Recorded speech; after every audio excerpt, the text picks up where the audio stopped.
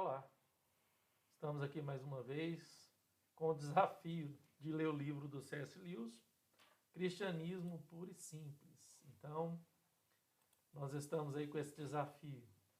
É meio complicado, eu estava começando a fazer todos os dias, mas agora estou falhando muito, mas quero regularizar isso aí. Hoje nós estamos lendo ainda o terceiro livro, o terceiro capítulo. Hoje nós vamos entrar no quarto tema, que é a moralidade e a psicanálise. Então, a moralidade e a psicanálise. Então, preste bastante atenção. Vou tentar ser o mais natural possível na minha leitura. Eu disse que só teremos uma sociedade cristã quando a maioria dos indivíduos for cristã. Isso, evidentemente, não quer dizer que devemos adiar a ação social para um dia imaginário no futuro distante. Quer dizer, isto sim, que devemos começar os dois trabalhos agora mesmo. Primeiro, o trabalho de ver como aplicar em detalhes na sociedade moderna o preceito: faça aos outros o que gostaria que fizesse para você. E segundo, o trabalho de nos tornarmos pessoas que realmente implicariam esse preceito se soubesse como fazê-lo. Gostaria agora de começar a tecer considerações sobre a ideia cristã de um homem bom, as instruções cristãs para o uso da máquina humana. Antes de entrar em detalhes, gostaria de fazer duas afirmações mais gerais. Em primeiro lugar, já que a moral cristã pretende ser uma técnica para colocar a máquina humana em ordem. Achei que você gostaria de saber como ela se relaciona com outra técnica que pretende a mesma coisa, a saber, a psicanálise. Devemos fazer uma distinção bem clara entre duas coisas. A primeira delas, a teoria médica propriamente dita e a técnica da psicanálise. A segunda, a visão geral de mundo que Freud e outros vieram a acrescentar a ela. Essa segunda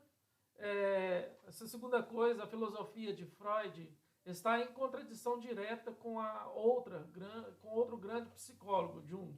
Além disso, quando Freud descreve a terapêutica para casos de neurose, fala como um especialista no assunto. Mas quando discorre sobre filosofia geral, fala como um amador. Portanto, é sensato ouvi-lo falar sobre um assunto, mas não sobre o outro. E é isso que eu faço. Ajo assim porque me dei conta de que, quando Freud discorre sobre assuntos que não são de sua especialidade, e que por acaso eu conheço bem, como é o caso do assunto linguagem, ele não passa de um leigo.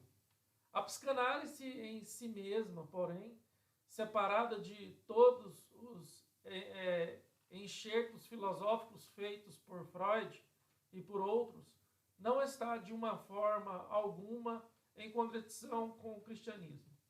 Suas técnicas coincidem com as da moralidade cristã em alguns aspectos, e seria recomendável que toda pessoa soubesse algo sobre o assunto.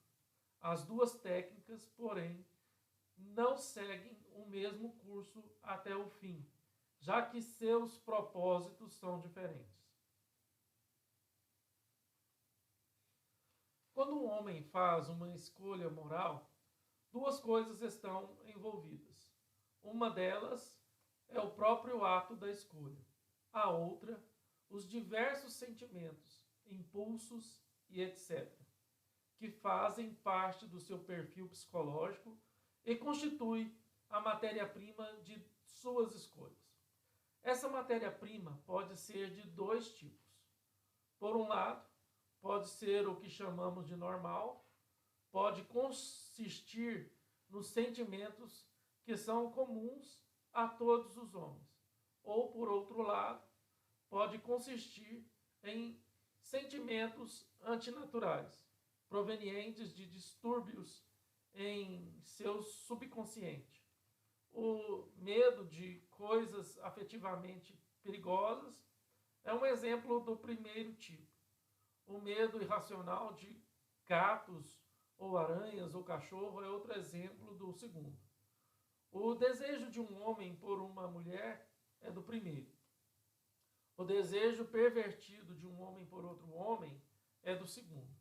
Ora, o que a psicanálise se propõe a fazer é eliminar os sentimentos anormais, ou seja, dar ao homem uma matéria-prima melhor para os seus atos de escolha.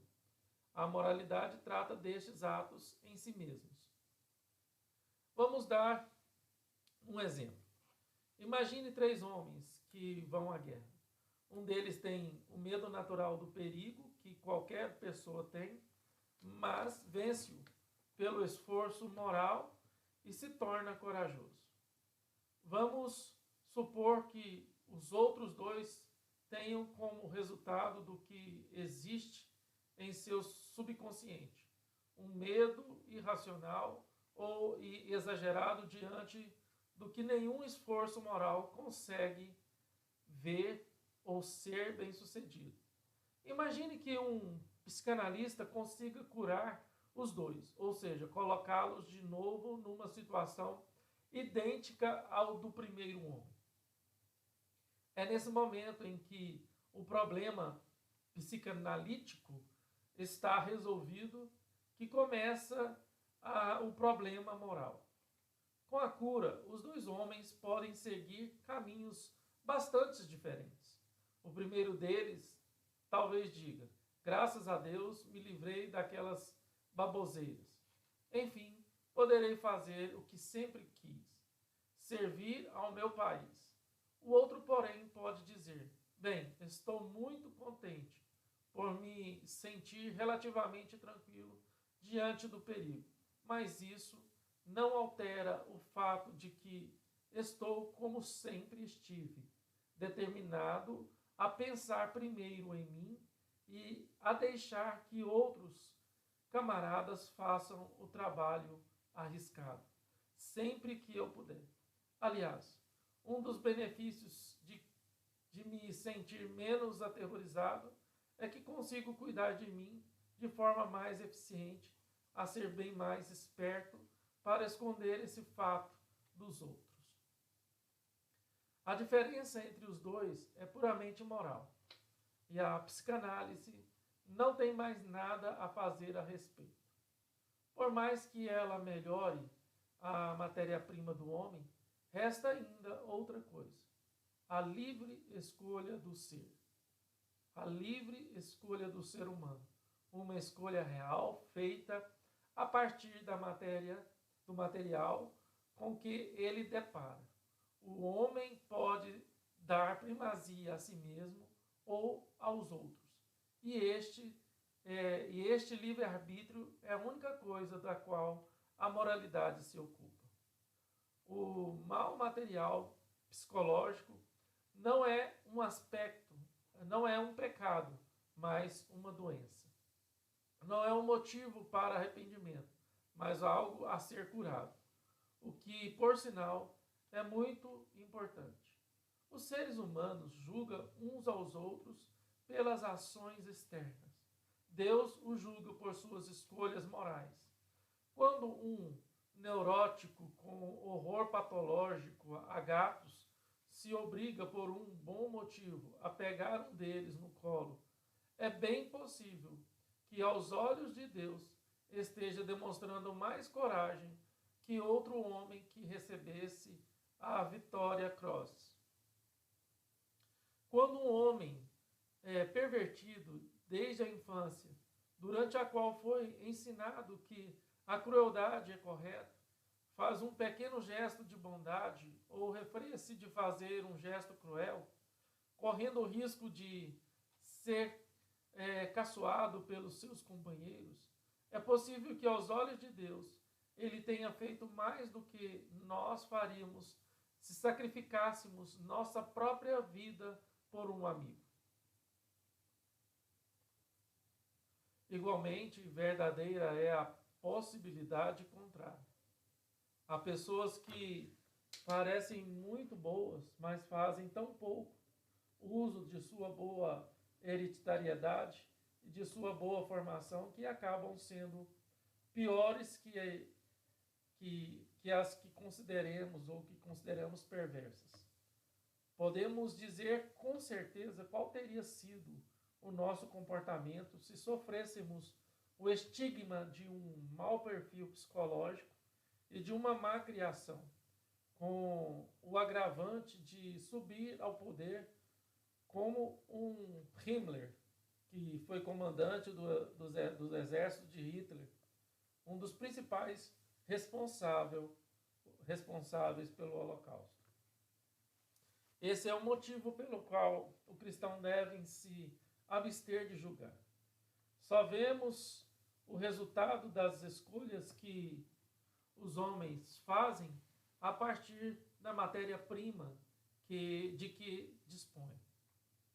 Deus, porém, não os julga por sua matéria-prima, mas pelo que fizeram com ela. Quase todo o arcabouço psicológico do homem é derivado do corpo. Quando o corpo morrer, tudo isso desaparecerá e o verdadeiro homem interior, aquele que escolhe e que pode fazer o melhor ou pior com o material disponível, estará de pé, nu. Todas as coisas boas que pensávamos serem nossas, mas que não passavam do fruto de uma boa fisiologia, serão separadas de alguns de nós.